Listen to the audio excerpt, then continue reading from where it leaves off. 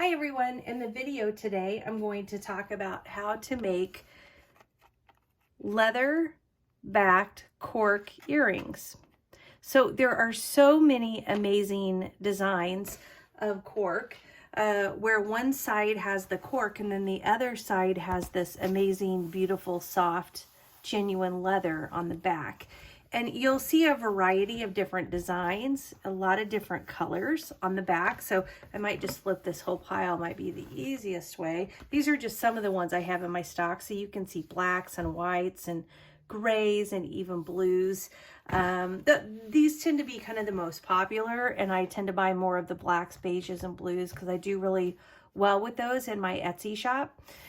You'll also notice different thicknesses. So that's one of the things with this leather back cork is that you do have a little bit thicker material than you're working with. So a lot of times when I'm making earrings for my shop, I'm either using glitter or faux leather or even genuine leather. And all three of those, I'm typically cutting them with a deep cut blade. That's something you can do with your Explorer and with your Cricut maker. What we're going to do today in cutting this leather backed cork to make these DIY earrings is going to it's going to require the knife blade. And the knife blade is only compatible with the Maker series, so the Cricut Maker. So if you do have an Explorer, you probably aren't going to be able to make the earrings that I'm showing you today with this leather backed cork. I'm going to quick grab another design.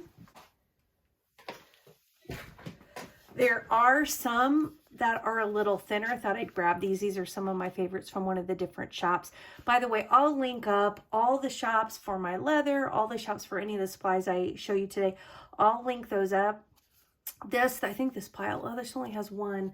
There's actually 3 designs from this shop that I use, but it's all this really thin material. And I cut this on look at how that's stained on the back. Sometimes you notice that on the back of the leather.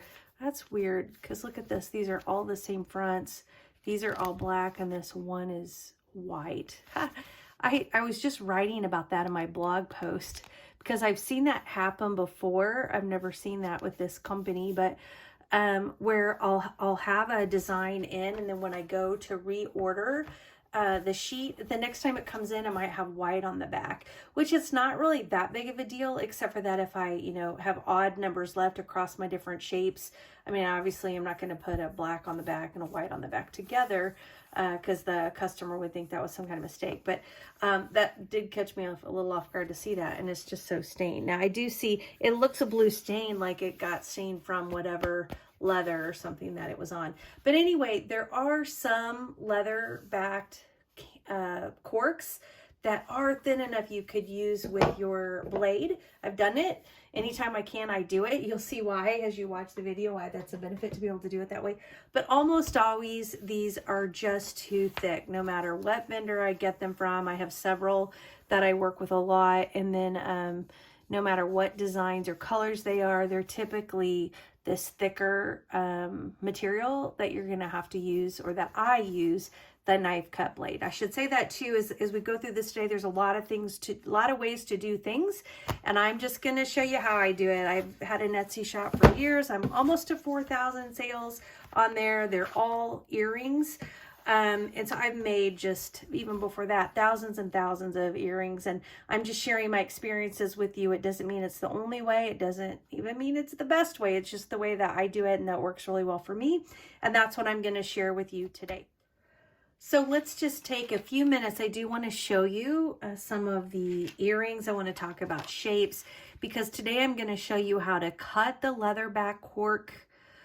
And you can really do that with any of these earrings that I want to show you real quickly, even though today we're only making one of them. So here's a couple of different sizes. You'll notice a more like triangular piece of wood at the top, and then it kind of finishes out that shape on the bottom. I've got a really small one, a medium. There's actually a larger size piece of wood too if you wanted to do really big ones that you can buy. I love the semicircle one. Again, you've got circles at the top. This is actually what we're going to make today. And you'll notice in this one, it's a black wood. I really don't do a lot of color woods in my store. I mostly do the brown, and I do have some black, but when I've relisted things, sometimes I don't even put that in. Kind of longer term, I want to give those choices. Now I'm even seeing colored circles, so you can do more with the wood with color. I just haven't really introduced that into my shop yet. But these are really popular. These wood earrings with the cork leather have been super popular. Here's kind of a square with square, like a square wood on top and a square on the bottom. Here is a circle with circle, right? And then I also have some that I make that have the square on top with the circle on the bottom. And then I've got the circle on top with the square on the bottom. So they're all pretty popular in my shop, all 4 of those shape variations.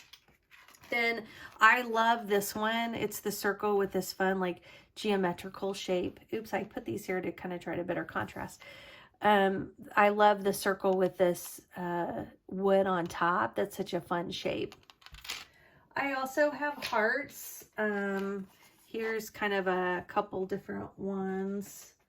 I'm trying to think. I'm getting up to maybe like 50 or 60 designs in the circle and squares.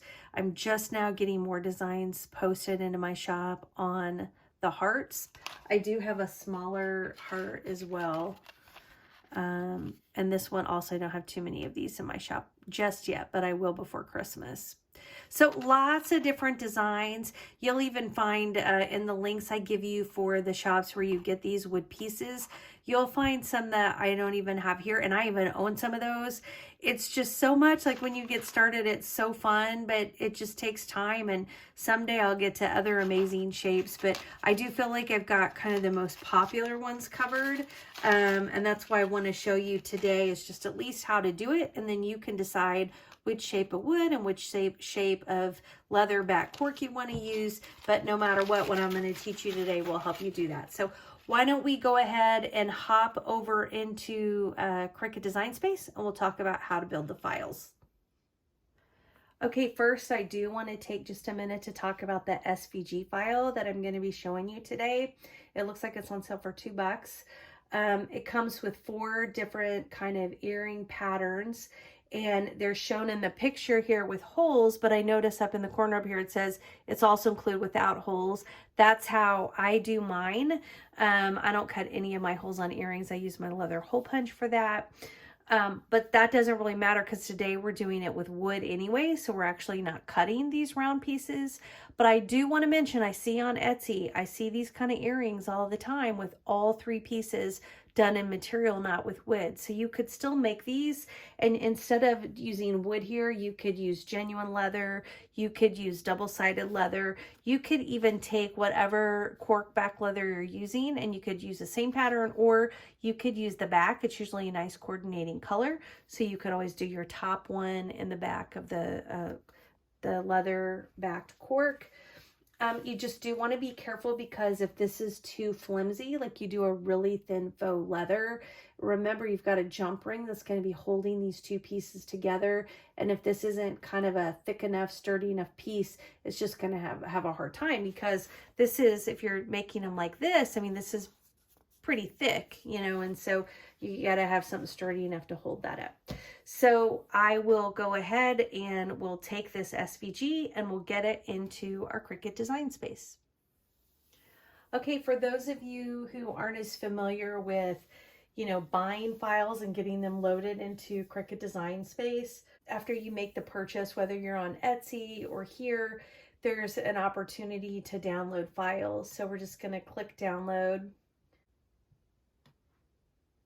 And then once you do that, usually it opens a window. Sometimes it's only 1 file, sometimes it's more than 1 file. So I want to use the files without holes. So I'm not even going to download this other one, because I can tell that's the difference between the 2. So I'm just going to click on this one. And it's going to put this into my download folder.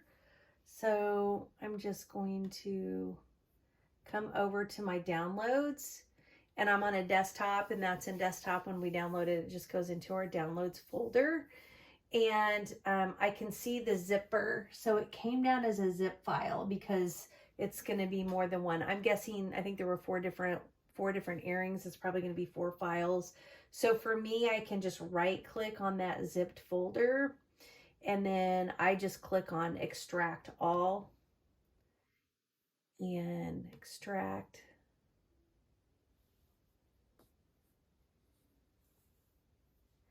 And then now I have access to those files. So I'm going to click on lifestyle coat earrings without holes. Look, they gave me the files in all these different ways, but I know it's the SVG that I'm going to want. I'm guessing this is everything in one. Typically, that's what I find when I make these purchases is they do all separates and then they do one together. I always like to take the one with everything so that I can upload those into Cricut as one upload. I can delete what I don't want, but that way I'm not needing to take many uploads with the file. So that's what I'm guessing without viewing it. I think I might be able to view it. Let me see like how I can view it. Let's see if I can even open it. I'm just guessing that's what it is. Yeah, so it's all four of them. That's what I had assumed. All right, so now we're gonna come on over into Cricut Design Space. The first thing that I need to do is I need to upload that SVG file. And I know exactly where it's at. That's why I like to look at it before I even get in here. So we're going to click upload and I'm going to upload an image. Then I just need to browse to the location. So I just still left that in my downloads folder. So go there, downloads. There it is. There was the zip folder. There we have it unzipped. And then there was a folder that had all the files. Remember, we had it in this SVG, and it was that very last one. The earrings joint was one that had all four of them, and that's the one that we want to do. So I'll click open.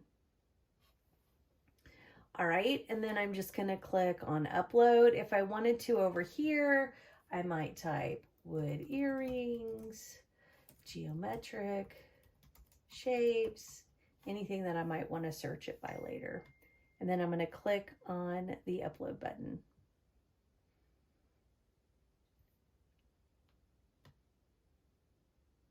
And then I find it right here and I'll click on that. You'll see I get the green line around it once I've selected it. So once I know I've selected the right image, also if I did need more than one, I can select multiple images at a time. And then I can just click on the add to canvas.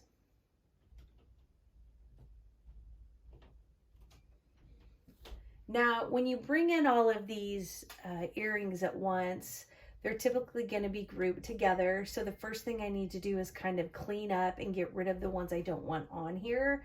So I need to ungroup this image. Well, first, maybe the first thing I'll do is make it smaller so I can see it all.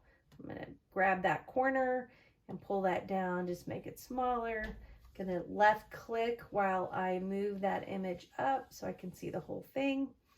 And then now I just need to ungroup it. So if you look over here on the right, the very first icon with like the two squares connected, that icon signifies that whatever I've selected here, because I've clicked on it, there's a line around it. And now that I've clicked on that, this is showing me that that is grouped together. I just want to show you one thing. If I left click, it's not even an option because I haven't selected anything. So it couldn't tell me what's grouped. So I click on the image. I can see here that it's grouped together. I'm going to click it. And now it's ungrouped. And now you can see that that image has changed here. So if I click again anywhere, I'm just clicking my mouse anywhere, left click. Now I can go select the pieces I don't want. There's one of them. I can select that and delete it either by over here, clicking the trash can on the right side here. Oops. I don't have a mouse today, so my thumb is like hitting the wrong place on my mouse pad on my laptop. Or here, I can also highlight it and just on my keyboard, I can press delete and it goes away. So it's really whatever way is, faster for you, you can use. You can also, like where you have a lot of images, like see how these 4 images, if I don't want to do it 4 times, I can just select, start clicking and holding down my left mouse while I drag. I'm like clicking and dragging and highlight the whole thing, and then I can delete it all at one time. I want to move this up a little to get it more like how it would hang. So I'm going to just click and move that. I want to change this color because when it's time for me to cut these earrings, that isn't the same color as my material. So I'd rather it be reflected as a different piece of material. That's why I'm changing that color. And the one thing I'm wanting to do now is get this size correctly. Now what I know is my circles are 0.625. I'm going to actually grab this right here because this is probably a better one of the circle. These are 0.675. I don't know if that's what I said, but 0.675 inches. So I want to make sure that the circle is about that same because that's what's going to make, you know, the fit be right. So right now it's saying that that circle is 0.99. So I'm going to group these together again by left clicking and highlighting. I see I've got the square around both of them. I've got to come over here and click on this same icon, and that's going to group them again. See, now those two squares are interchanged or whatever.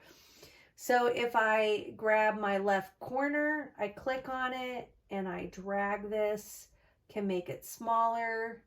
I'm kind of eyeballing right now, like, am I about 0.675?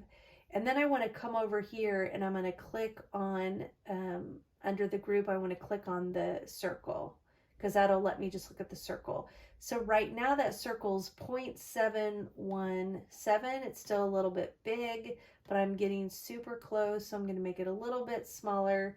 I'm going to click again on that circle, 0.659. So now it's a tiny bit too little. So oops, but I want to make sure I'm moving the whole thing because they need to stay in proportion to each other. Barely moved it. Let's see. Come click on the wood. Ooh, it's super close. 0.675. I could leave it, but I might just try to go one more time. I'm making sure I have the whole thing highlighted. I'm like, nope, just a tiny bit. Now let's see. Okay, that looks really close to me. I think that's going to be just fine. So now I've got this thing sized out so that this circle is about equivalent to the size of my wood circle. And then that way I know that the shape and the size of this right here is going to be just right for me. Okay, so now I'm going to go ahead and make a duplicate of this. Of course, I wouldn't need to duplicate the whole thing since I'm not, cutting this top piece anyway, but it doesn't matter. I'm not doing anything with my brown layer. If you were going to use material instead of the wood, you could certainly, then your mats would be ready to do that. So let's go ahead from here. I think we have our project ready. Let's go ahead and click on the Make It button in the upper right hand corner. And we know we're skipping this brown layer because we're using wood discs. We'll come into our black layer. And it looks like I'm going to need a piece of leather that's about 1.5 inches long and about I'm going to say maybe 3.25 inches wide. So I'm going to cut that leather piece here in just a minute. But for right now, let's go ahead and continue on so that we can select our material.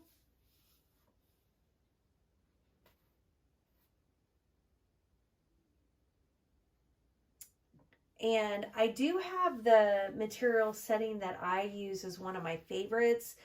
But I think we're going to go ahead and browse materials just so I can show you a couple of things. I do use the heavy chipboard setting, the 2.0 millimeter. I think most of my leather that I cut is probably around 1.2 millimeters. I'm grabbing a piece right here just to kind of show. Like, this is a normal, kind of a normal thickness for me that I use on a lot of my projects.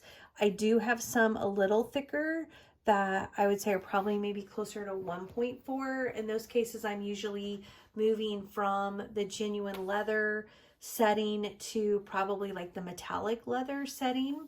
And then now that we're really stepping up to this thickness, in fact, it might be good for me to show them together. It's not going to show as that much, but boy, it's enough different, right? It's enough different to be a problem without having the right setting. This is why now we're having to move to the knife blade to be able to cut through all of that.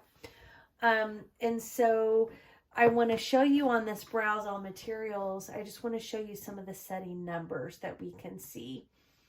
So we're going to come to this menu, and while I could just pick the item from here, instead I want to come down here to this option that's called material settings. And this kind of gives you the magic behind the setting, and it's going to share with you for each material name that's in the system, even the ones that you've created.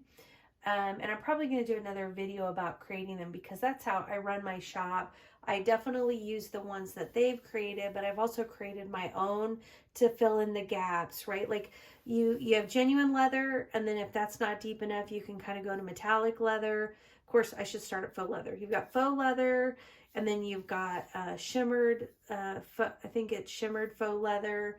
And then you've got genuine leather for something deeper. And then you can go to metallic leather. And then there's some settings in between those.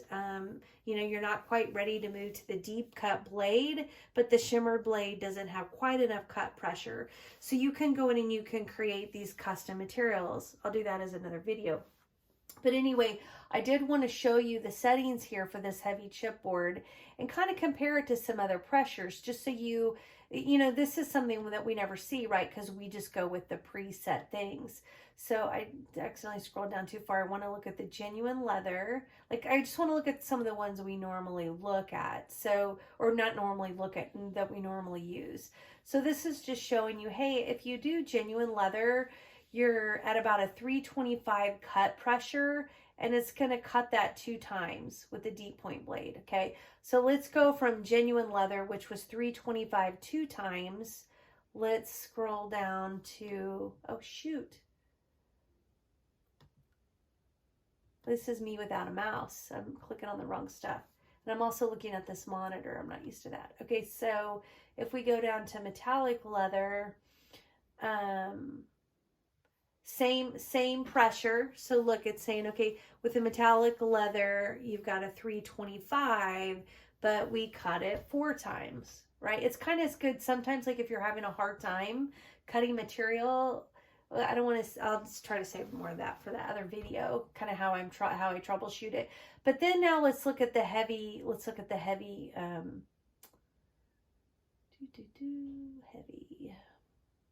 heavy chipboard right here. This heavy chipboard cuts at 650, so it's like double. It's double the cut pressure that you have in the others. And you'll also notice here, this is a 64 times. Yeah, that means it's cutting it 64 passes. I mean, not 64. Remember, I got 64. 24 passes, and it's doing that with a knife blade.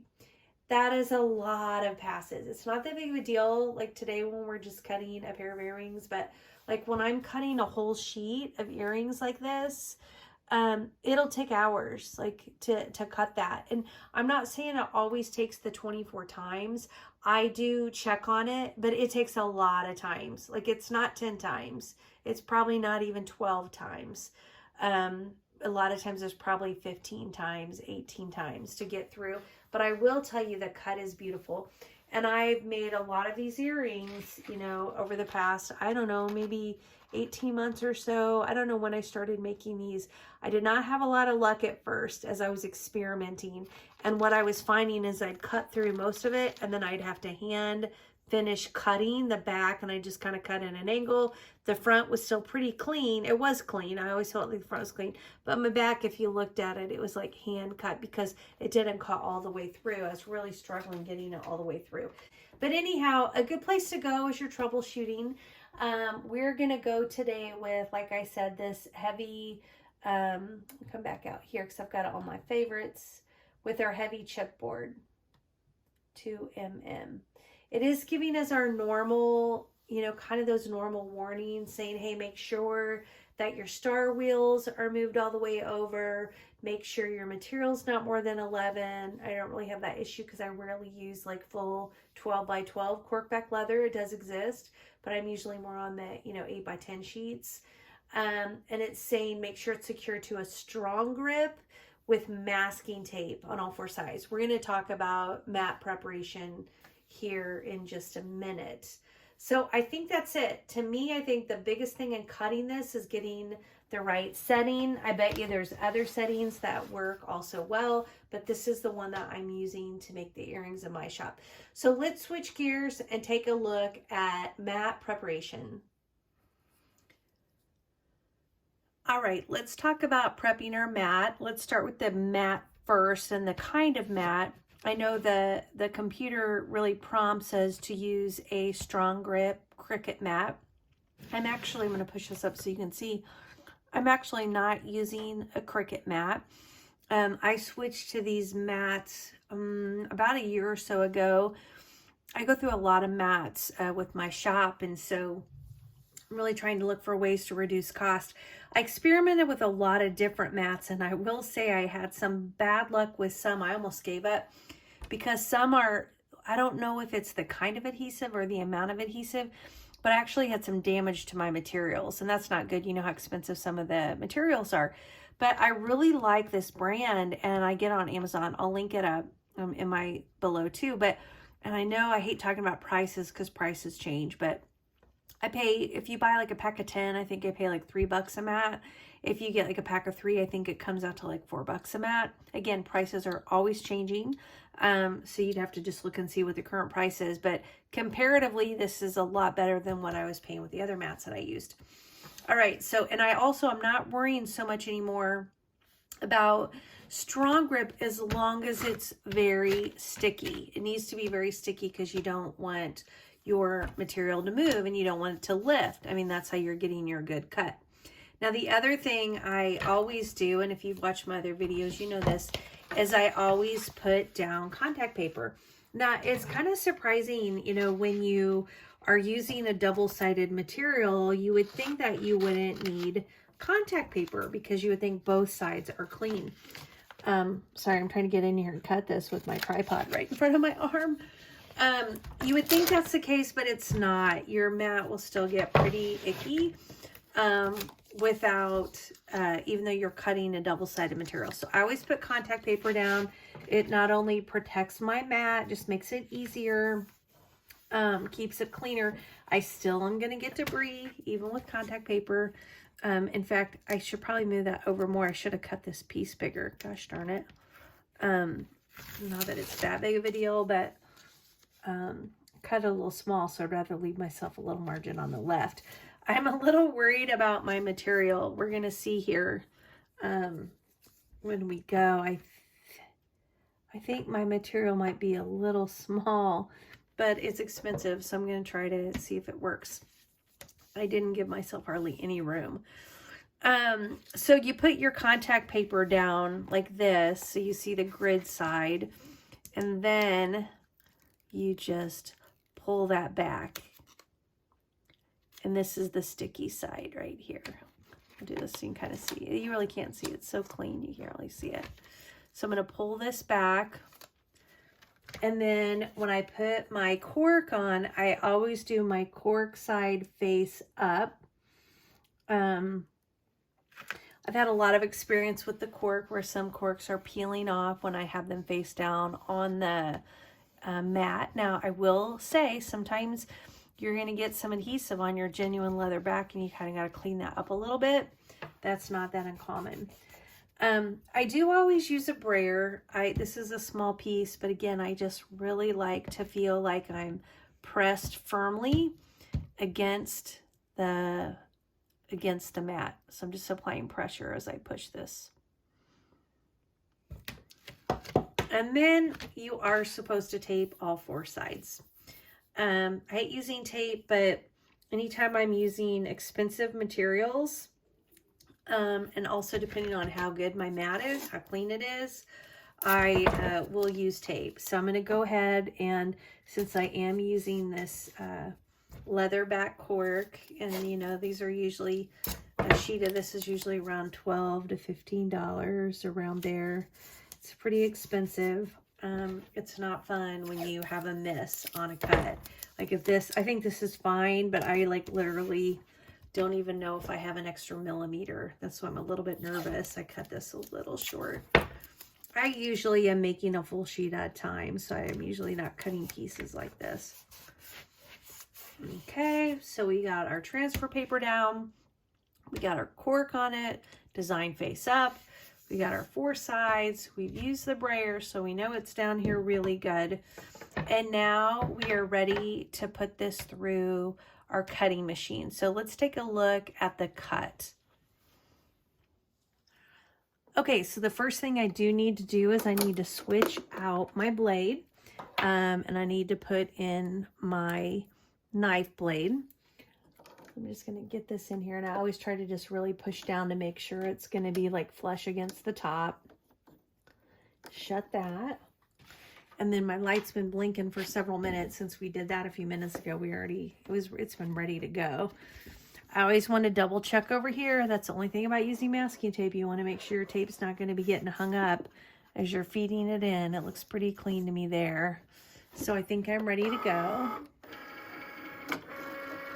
Go ahead and insert it, and we'll get started.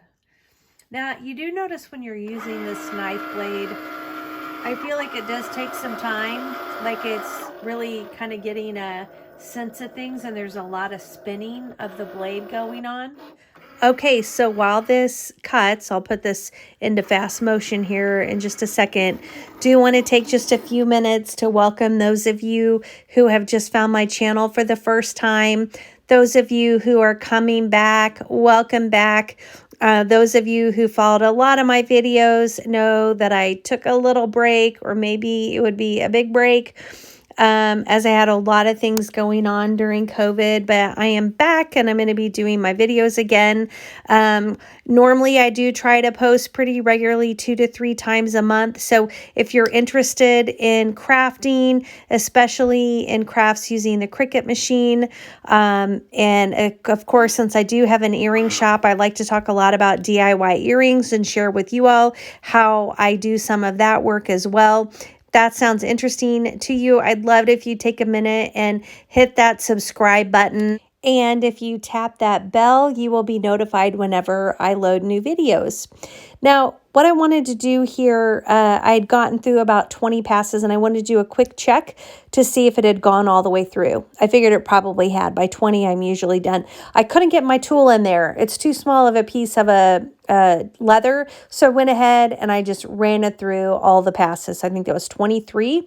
And now I'm ready to go ahead and unload it, and we will see how it did. Okay, I've unloaded my mat. We'll get the tape off. I am careful when I pull this tape off. It's very different when you've taped down material where your good side is facing down and you're only pulling this tape off of your bad side. You do still have to be really careful when you're pulling this tape off of your cork. Some of the corks like this has more of that hard finish to it.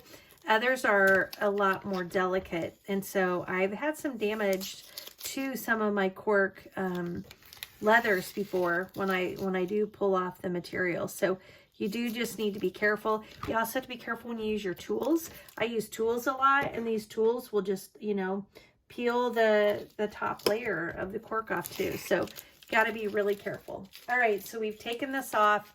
Yeah, I'll get that other off once we get the pieces removed. I'm expecting this to be a really clean cut because it went the full time, and I don't always do that. So let's go ahead and lift. You can see I'm lifting with this paper is coming up with it. So this is like an absolutely amazing cut. Again, it was a lot of times, but to me, especially since I've had so many experiences, some of them not good, it's just so worth it to do the 23 cuts. So now we need to get the 2 pieces off of our mat. I like to kind of fold my mat back. Again, you have to be careful. You don't want to bend your cork, right? So I like to kind of pull the mat back and then pull the piece off. All right, so we've got our 2 pieces here. I am gonna get this tape off very carefully.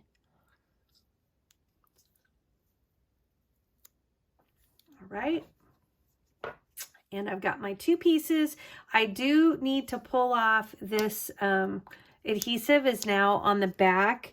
Now you could think, well, if you didn't have that adhesive on the back, you would never have to worry about having sticky leather. Well, you're going to get adhesive on the back no matter what, because you're really pressing it hard to the material, to the mat, because you need it to hold really firm. So I've tried it with and without, and you still get adhesive. This is kind of a pain, I'm not going to lie. Like, I'm going to get my tool. This is you'll see these linked up if you don't have these. I love this one with the, not just the pick, but it has the curve. I love that just in general for all kinds of weeding. I just have to get this tool, oops, sorry if it's not on the camera, in between my leather and my backing, my contact paper. It's going to happen. I think I about got it. See, now I've got my pick in here.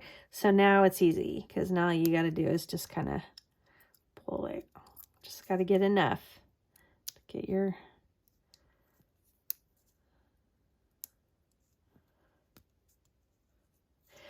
This one is particularly sticky. I'm not going to say that's, I mean, it's not unusual. Like, I don't like this part, removing the contact paper. But this does seem like it's a little more challenging than it normally is for me. Of course, since I'm making a video. All right, there we go. We got it. Okay. And this doesn't feel, just so you know, this doesn't feel sticky to me at all. Not an ounce of stickiness. I know I've talked about that some, because it does happen sometimes. It's probably more the mat. If it's like directly on the mat, it's picking up that mat stickiness. You don't really get that in contact paper so much, if you're just pulling it off of contact paper. But this isn't fun, right? Like, just trying to... But see, you can see how much easier this one was. They're usually not as tricky as that first one just was that I was showing you. Okay. And then just pull that backing off like so. Okay. So now we've got these 2 pieces ready, and now it's time to prep our wood. This is when you order these. They typically, I order from different companies, but it seems like no matter what, they're always coming in some kind of bag. And they'll either have like 2 holes, or if you're doing posts, they have 1 hole. I don't like it. Sometimes when I order it, they'll like put mixed things in one bag. I'm trying to look. I may have already resorted them out. Because then you're like trying to dig. Like, this is an example. There's like multiple kinds of pieces. It's like, I like mine to be organized, but I have a couple different tubs you can see of my wood pieces. So this is kind of the funny thing, and I know this might seem obvious, but I've actually seen earrings listed this way on Etsy, so I just want to call it out to make sure you know. These come with this protectant covering on them from when they're cut, when they're laser cut. They are a pain. I've actually seen people list them. See how you can even see like the holes are in them? I have seen people make their earrings and list them with this paper on. This is just a protective paper. You've got to get it off, and it's just a pain because you can use a tool like this, and I do that some, but I don't like it because I actually feel like when I use this tool, sometimes I'll scratch it. I'll scratch the wood. And for me, I have fingernails, and so I have that advantage. I can just kind of get, you know, scratch with my fingernail to get it started. It's almost like what we were just doing, same kind of thing. And then you just need to, you know, tear this off, and I'll just, so that's not fun. I have gone through many movies with my family with a bag of these things. And during the movie, I just have to take all these backings off. And I don't like what it does to my nails. But the earrings are so darn cute. It's just worth it. And sometimes I'll be ahead. Right now I'm not ahead. So anytime I make these earrings, I actually have to get my wood pieces and then pull these off of them for every pair. Because while I pre-cut a lot of my material, I don't pre-make my earrings. Because you just never know like what color hook and stuff people want. Okay, so now we've got our wood pieces ready. I think it's kind of interesting too when you buy these.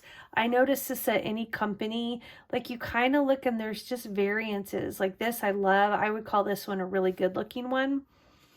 I turn it to the back. Pretty good, but sometimes you'll see like big areas that almost look like, not that they're missed, they're just kind of light. Looking at this one, looks pretty consistent. Sometimes you see more lines than others.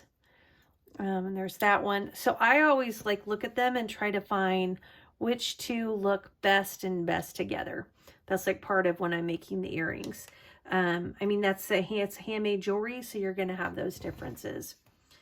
All right, so I've got my pieces lined up. Now I need hooks and I need jump rings.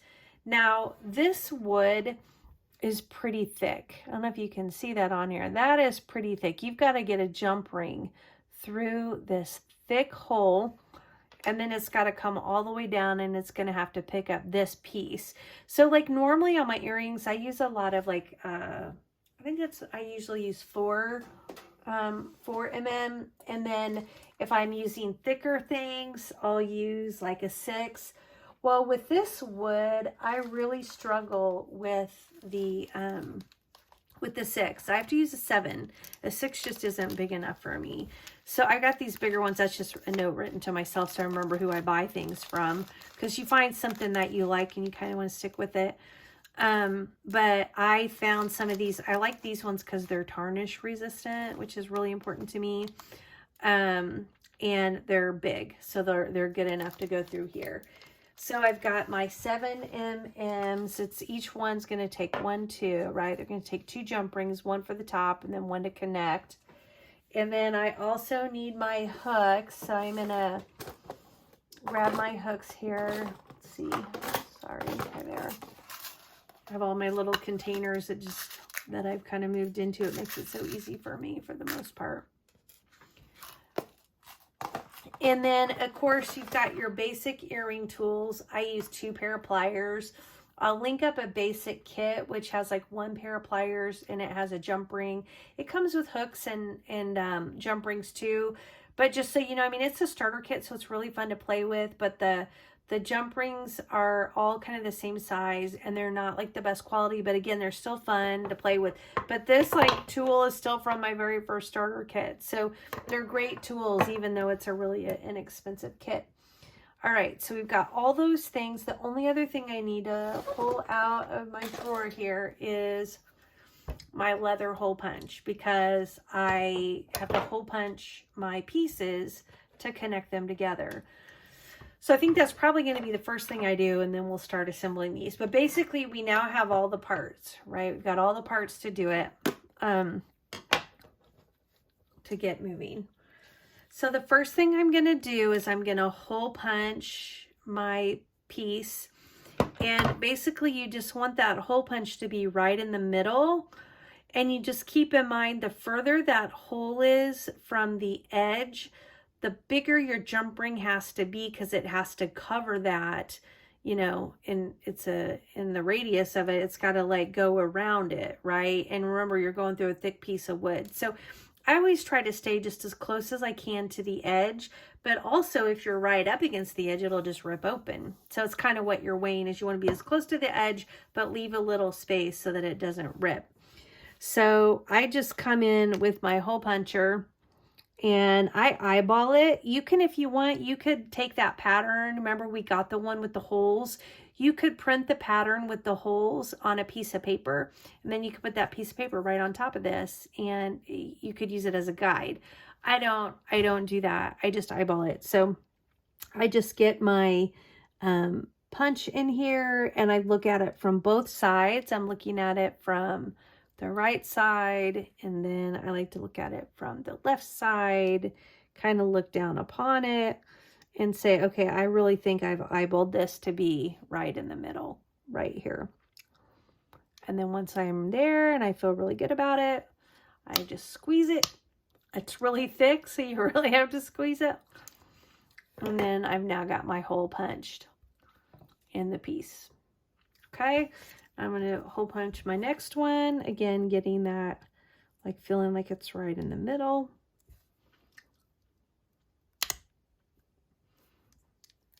And there we go. So now those are ready. So the only other thing kind of like prep that we need to do is we need to look at our hooks, because I'm only using one jump ring. This is always the hardest thing for me to explain. But if you're not using perpendicular hooks, which there is such a thing, they're more expensive and harder to find, but it means that your loop here is perpendicular to your hook. This one is not, right? This one, the loop, my finger's in the way, hold on. And this one, if you look at where it points, the loop is going in kind of that same direction. If it were perpendicular, when you put the hook in, it would go like flat this way. The reason this matters, oh shoot, I just dropped one of my big ones. I'll have to get another one. The reason this matters is when you have your jump ring on here, if you leave it as it is and it's not a perpendicular, your earring will face to the side. I think I just lost a bunch of them in all that mess. It will face to the side. So you really need to have, if you're only using one jump ring, this really needs to be perpendicular. So we need to turn it. So I just do that with my pliers. I grab onto the ball. These are like ball wire hooks. I just grab onto the ball, and I'm holding this firm because I'm not wanting to really put any pressure on the hook side of this as I'm making this change. So I'm kind of pulling the ball up and out of the way, and my pliers are only on the loop. They're not on the ball. They're not on the hook.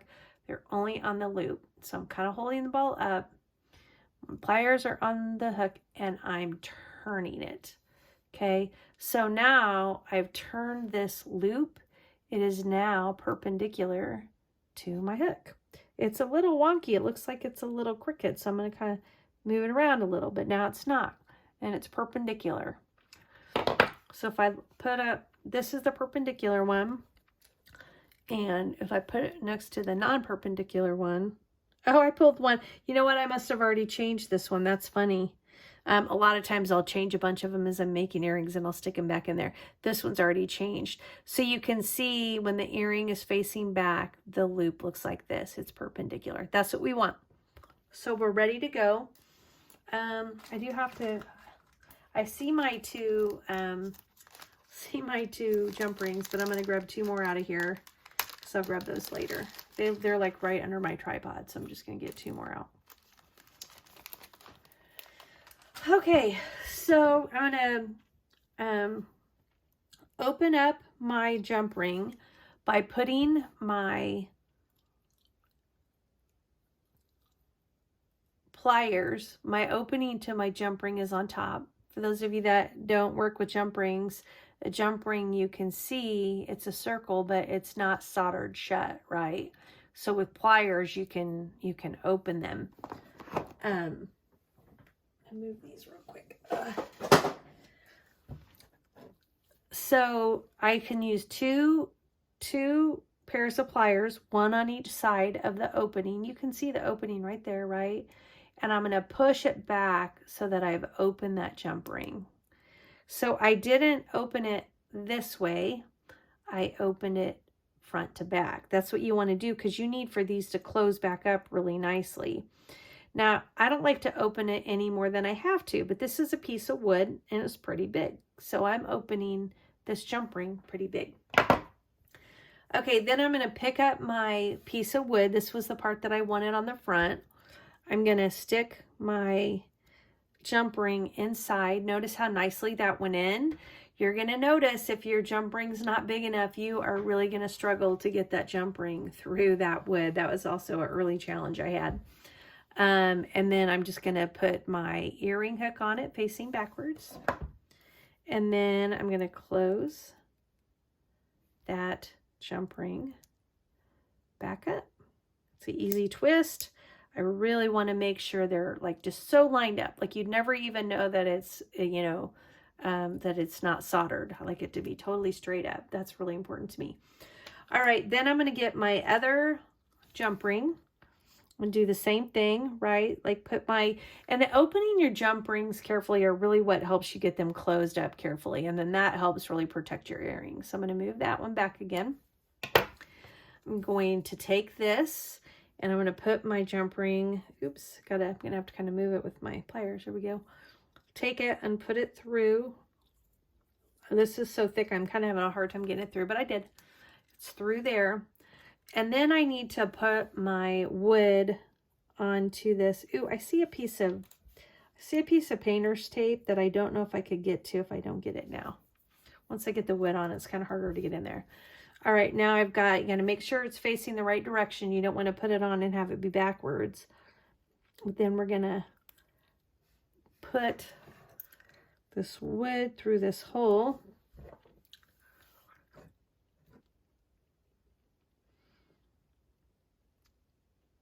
And we're going to close that up. And now what we have is our earring. Okay, so let's do it on the other one. Again, as long as you're using the right size jump rings, putting the earrings together is pretty easy. I don't like big jump rings, and so I always try to use the smallest possible. And it just took me a while to kind of find the sweet spot of the 7mm. There's not as many, that's not as common of a size, but once you get the right size, it goes through the wood pretty simply. You wouldn't believe how hard I was like trying to push things through, and then I was scraping up the wood.